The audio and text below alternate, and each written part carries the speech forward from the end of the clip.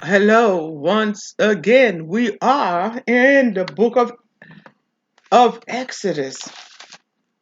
We are in the book of Exodus. We are going to read chapter 20 of Exodus. Okay? You're going to talk about the 10 commandments, so get yourself ready for that. Thank you very much. Then God spoke to all these words. I am the Lord your God, who brought you out of the land of Egypt, out of the house of slavery. You shall have no other gods before me.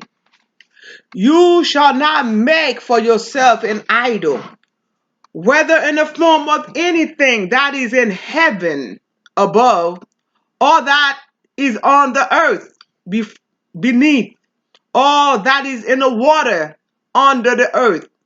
You shall not bow down to them or worship them. For I am the Lord your God. I am a jealous God, punishing children for the iniquities of parents, to the third and the fourth generation of those who reject me, but showing steadfast love to the thousandth generation of those who love me and keep my commandments. Verse 7. You shall not make wrongful use of the name of the Lord your God, for the Lord will not acquit anyone who misuses his name.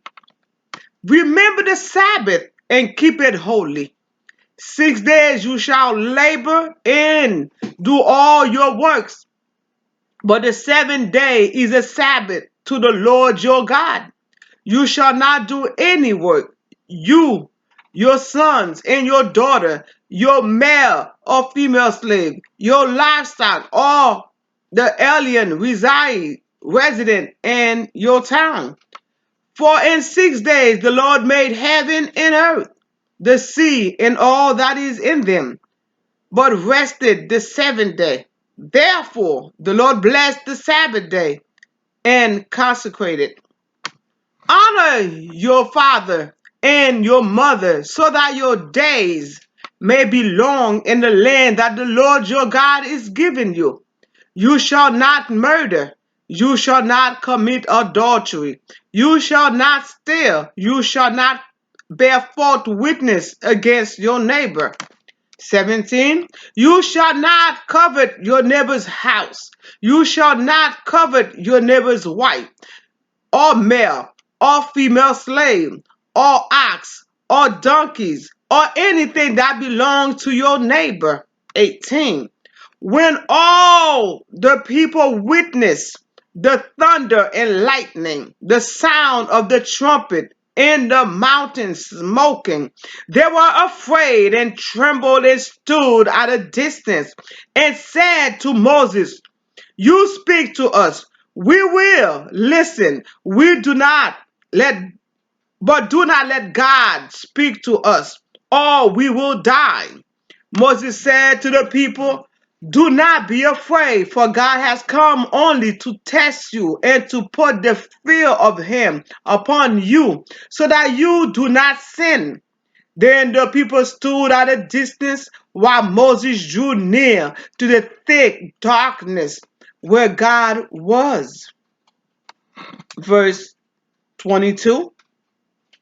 The Lord said to Moses, though you shall say to the Israelites, you have seen for yourself that I spoke with you from heaven. You shall not make gods of silver alongside me, nor shall you make for yourself gods of gold. You need make for me only an altar of earth and sacrifice on it your burnt offering and your offering of well-being, your sheep and your oxen, and every place where I cause my name to be remembered, I will come to you and bless you. But if you make for me an altar of stone, do not build it on hand stone. For if you use a chisel upon it, you profane it. You shall not go up by step to my altar, so that your nakedness may not be exposed on it. Whew. The word of the Lord is a mighty. Okay, let's review. Let's review the 10 commandments. Okay? Now, let's talk about verse 20 from 1 to 21. It's a good start. These 10 rules form the core of Israel's obligation on its relationship with God. Moses repeat these 10 commandments in slightly altered form to a new generation in Deuteronomy 5, verse 6 to 21. So if you open up Deuteronomy 5, you will see that. But if you don't, that's okay. I will read it to you when we get to Deuteronomy 5. God is the one who writes the 10 commandments on 2 stone tablets on Exodus 31, verse 18. The commandments have essential elements of the faith of Judaism and Christianity in it. Now, let's get to the meat of it. Okay? Let's get to the meat of the verse 20. Chapter 20. Now, chapter 20, 1 to 21, which is a very short thing. Okay? Okay. We're going to start on verse 4 right now. The description assumes a 3-level universe on verse 4. Okay? Heaven above, earth beneath, and water underneath the earth. If you see, go back and see Genesis 1, verse 6 to 10. It will explain that to you. Let me read Genesis 1 for you, so you could really understand what I'm saying. Verses 1, verse 6 to 10. And God said, let there be a dome in the midst of the waters. In the midst of the waters, with an S after water. And let it separate the waters from the waters. So God made the dome to separate the waters that were under the dome from the waters that were above the dome. And it was so. God called the dome sky, and there was evening, and there was morning, the second day. And God said, let the waters under the sky be gathered together into one place, and let the dry land appear. And it was so. God called the dry land earth, and the waters that were gathered together he called seas. Not just S after the A, after C, S, seas. And God saw that it was good. Now, that's why he said, the description on verse 4 assume a 3-level universe, heaven above, earth beneath, and water under the earth, according to Genesis 1, verse 6 to 10. Let's move up to verse 7 now. The prohibition against the wrongful use of the name of the Lord is aimed particularly at violating oath made in the deity name, according to Leviticus 9, verse 12. When we get to Leviticus 9, it's going to bring you right back to Exodus, so I'm not going to read. Leviticus 19, verse 12. When you get to Leviticus 19, verse 12, I'll explain that, and it's going to bring you right back to this verse. So please pay attention to verse 7 of Exodus 20, because it will come up again. Okay, good. Now, verse 8.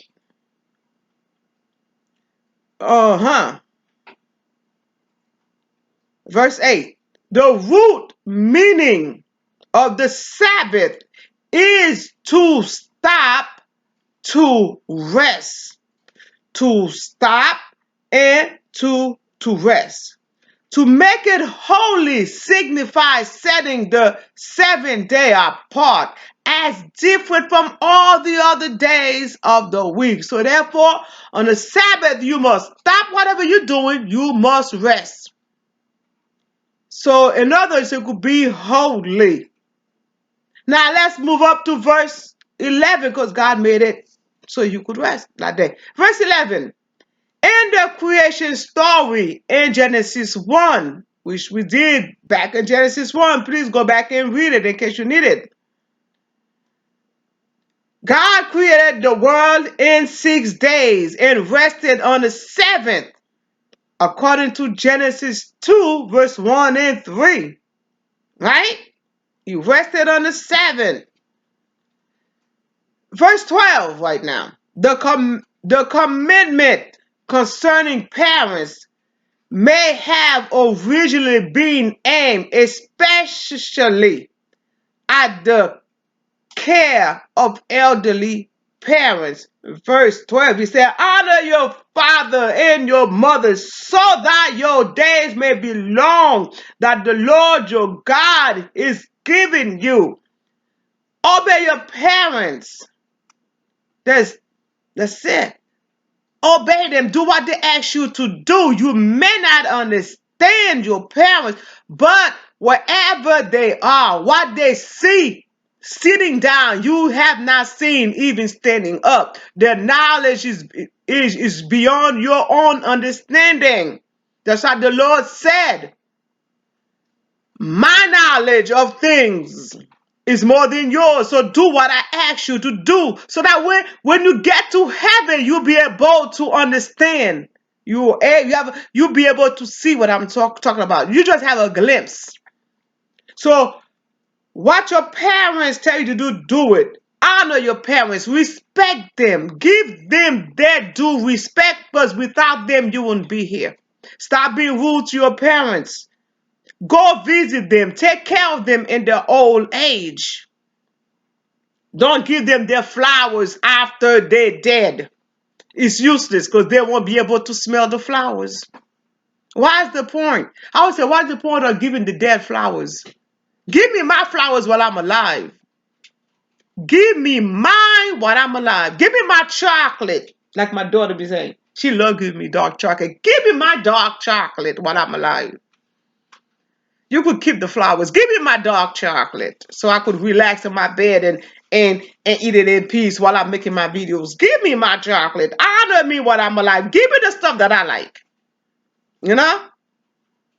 Be the kind of kid that I want to have. You know, don't just, it's good to, just give your parents money, but it's also good to be with them and spend quality time with them. Honor your parents. Show them the love that you yourself want your children to give you when you get to your old age. Now, let me continue on.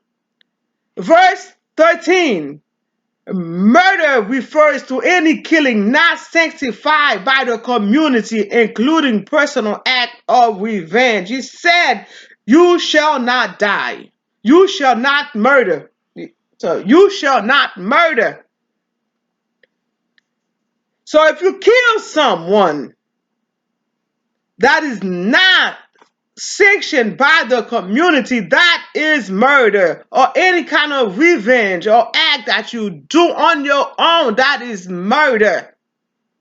Do you understand? Okay. When he said not sanctioned by the community, I'm talking about like if you go to court, the court finds you guilty and the punishment is death by the law. If they kill you or murder you, well, that's your due reward. Pretty much that's your due. You did the wrong, you pay the time. That should do reward. You kill somebody, the Lord said, well, if you kill somebody, you know they're going to take your life. You knew that, and yet you still murder someone. And then you pleading in court, oh, don't take my life, I'm innocent. It wasn't self-defense. It's not like they come to your house in the middle of the night and they try to attack you and then you defend yourself at night. That's self-defense.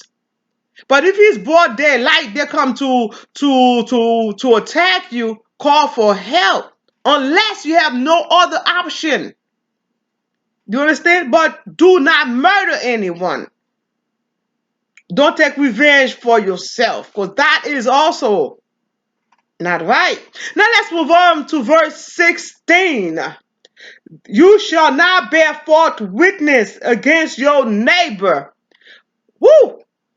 Remember how Jesus died now. Okay, now, the prohibition of false witness involve false testimony in judicial case or in dispute. Don't go to court and say he did something when you know he didn't do nothing. Tell the truth. Don't just because the whole crowd is gathering and said that person did it, he's guilty, and then you know that person is not guilty, and then you get yourself involved. You keep on lying, say yes, I saw him do it. Yes, they're guilty, and you know in your heart they're innocent, and you still saying they're guilty. Come on now. The Bible said you should not bear false witness. You know, tell the truth. They're innocent. Let the person go free. Let them live their life, right? They lied against Jesus. They stand up and say he did this and he did that. You know, come on now. They lied against the disciples just to kill them. Come on now. Do you know how many Christians, how many ministers of God, evangelists who end up in jail, who've been killed because of false witnesses? Come on. Stop it. They say, oh, you crazy. You know you're not crazy. You pushing the gospel. But then they call you out crazy. You're a nutcase. Isn't the same thing they call John the Baptist? Oh, don't listen to him. He's just a nut. He crazy. Right? Stop telling lies. Stop making somebody look bad just so you could look good. Stop it. Now verse 17. To covet. Verse 17 says, you shall not covet your neighbor's house. You shall not covet your neighbor's wife, or male, or female slave, or ox, or donkeys, or anything that belongs to your neighbor. Let's get in detail on that. Okay? Let's get on detail on that. To covet refers to the inner yearning and strong desire to take something that rightfully belongs to another person, especially the poor and helpless. Powerful. Amen? Powerful. And let's help the especially the poor and less powerful people. People always try to take advantage of those who do not have. Do not take advantage of those who do not have. The Lord do not agree with that. Those who cannot help themselves, be careful of what you do, because the Lord will take vengeance on you. Okay? The Lord will take deep vengeance on you because of your iniquities. So, don't take what do not belong to you.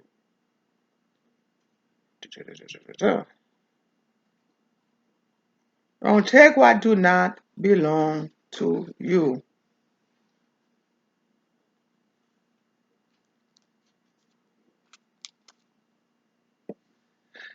So, now, and additionally, let's talk about let's talk about verse. Let's get down to 20 to 21. Okay, the concern for stairs. I'll get down. Let me get to that. Moses said to the people, "Do not be afraid, for God has come only to test you and put the fear upon you, so that you do not sin." Right?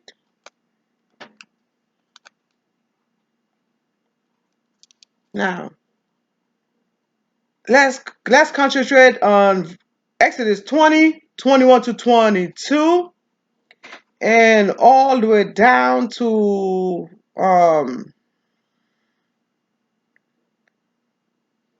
22, 21, then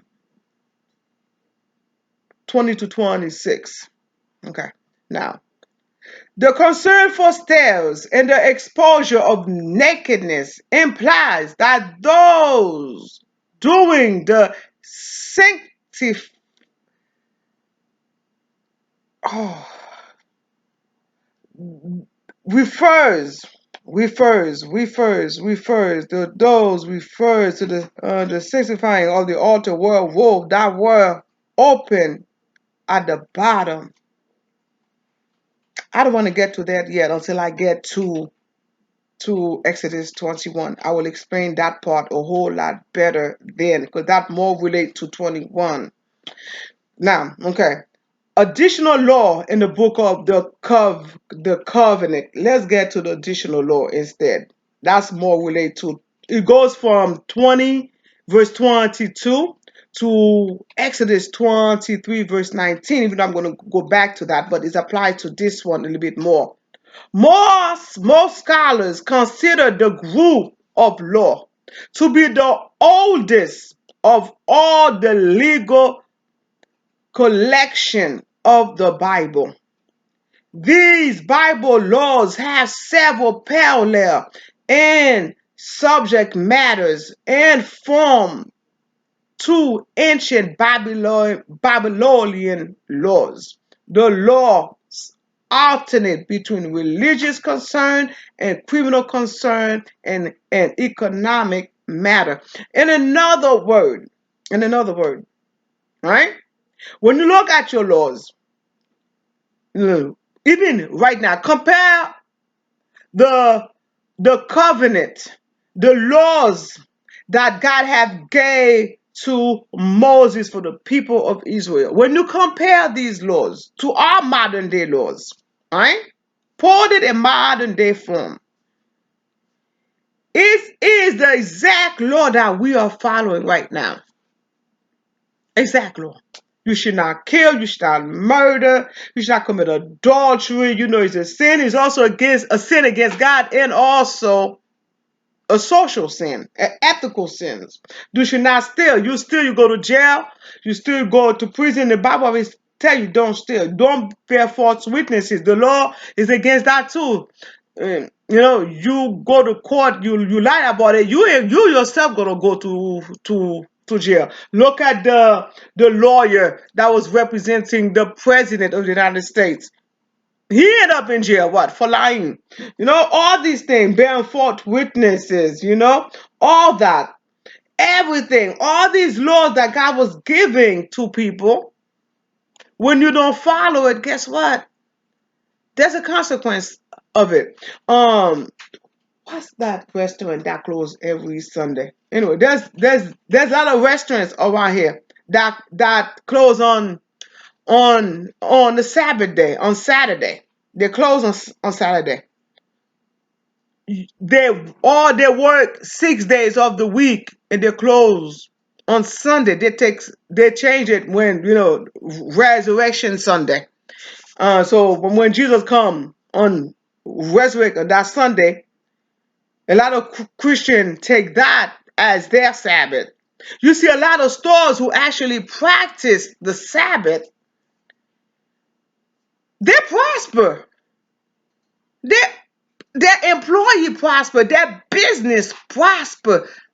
And then you're asking, if I have my business, I want to stay open on the Sabbath. Is money going to make people still going to come and eat? Yes, people are still going to come and eat.